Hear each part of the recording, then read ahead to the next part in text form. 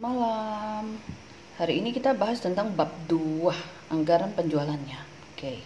Kita lihat pengertian dulu. Nah, pengertian anggaran penjualan. Nah, anggaran penjualan umumnya menggambarkan penghasilan yang diterima karena ada penjualan. Nah, jadi anggaran penjualan meliputi anggaran tentang jenis produk yang akan dijual, volume produk yang akan dijual, harga per unit, waktu penjualan, dan daerah penjualannya. Nah, anggaran penjualan merupakan dasar penyusunan anggaran lainnya. Oleh karena itu, setelah anggaran penjualan disusun, dilanjutkan dengan menyusun anggaran operasional lainnya. Setelah anggaran operasional dibuat, selanjutnya disusun anggaran keuangan. Semua dibuat dengan berpedoman kepada anggaran penjualan. Oke. Jadi anggaran penjualan ini adalah anggaran pertama yang kita susun ya, sebelum menyusun anggaran operasional lainnya. Nah, dia memuat tentang jenis-jenis produk yang akan kita jual, volumenya ada berapa banyak yang ingin kita jual, harga per unit, waktu penjualannya, dan daerah penjualannya. Oke. Anggaran penjualan yang disusun mempunyai kegunaan. Pertama, secara umum, sama dengan semua anggaran, yaitu sebagai pedoman kerja, alat pengkoordinasian kerja, dan alat pengawasan kerja. Nah, jadi secara umum fungsi dari anggaran penjualan adalah pedoman kerja bagi manajemen, alat pengkoordinasian kerja, dan alat pengawasan kerja ya, terutama bagian penjualan. Lalu secara khusus berguna sebagai dasar penyusunan semua anggaran yang ada dalam perusahaan. Jadi dia adalah dasar bagi penyusunan semua anggaran yang ada dalam perusahaan. Nah, agar anggaran penjualan dapat disusun, langkah awal yang harus ditempuh adalah menetapkan target penjualan. Apa sih target penjualan kita? Berapa sih gitu?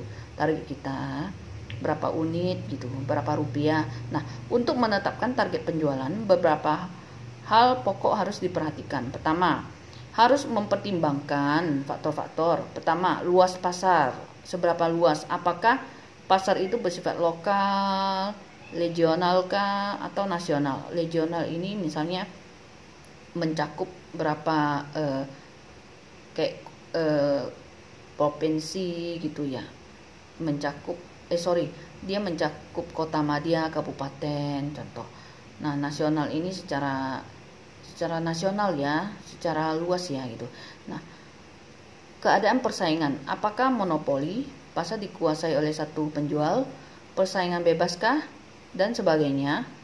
Kemampuan pasar untuk menyerap barang atau peluang pasarnya itu seberapa besar gitu. Keadaan atau sifat konsumen, yaitu apakah konsumen akhir dan konsumen industri, apakah maksudnya gini, barang yang kita jual itu apakah langsung kita jual untuk konsumen akhir, ataukah konsumennya itu adalah perusahaan-perusahaan. Nah, kemampuan finansial yaitu kemampuan untuk membiayai riset pasar atau penelitian pasar ya. Modal kerja, membeli bahan mentah, dan lain sebagainya. Keadaan personalianya bagaimana? Berhubungan dengan tenaga kerja baik dalam jumlah maupun kualitasnya ya. Kemudian yang kedua, membuat suatu proyeksi atau forecast penjualan atau ramalan penjualan. Nah, itu ada dua hal ya. Faktor-faktornya ada 1, 2, 3, 4, 5, 6 faktor. Oke. Kemudian kita lanjut ke forecast penjualan ya. Nah, forecast penjualan adalah perkiraan atau proyeksi secara teknis permintaan konsumen potensial untuk suatu waktu tertentu dengan berbagai asumsi. Dalam hal ini, hasil dari suatu forecast lebih merupakan pernyataan atau penilaian yang dikuantifisir terhadap kondisi masa depan mengenai penjualan sebagai proyeksi teknis dari permintaan konsumen potensial untuk jangka waktu tertentu. Nah, meskipun demikian, hasil perkiraan yang diperoleh mungkin saja tidak sama dengan rencana.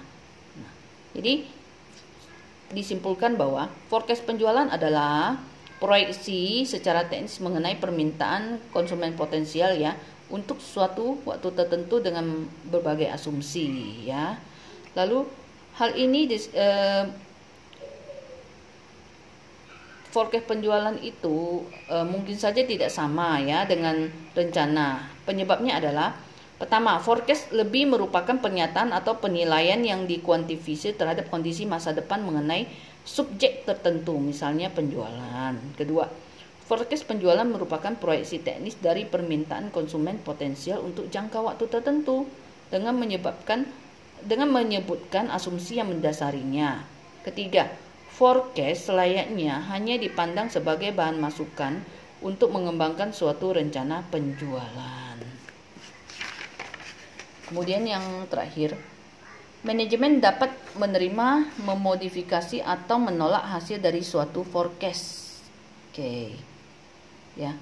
Kemudian, pada umumnya hasil dari suatu forecast penjualan akan dikonversikan menjadi rencana penjualan dengan memperhitungkan berbagai hal. Pertama, pendapat manajemen. Nah, pendapat manajemen ini sangat dipertimbangkan ya gitu. Kedua, strategi yang direncanakan akan dilakukan. Ketiga, keterikatan atau komitmen dengan sumber daya ya. Keempat, ketetapan manajemen dalam usaha untuk mencapai sasaran penjualannya ya. Oke, sampai di sini ya. Terima kasih. Selamat malam.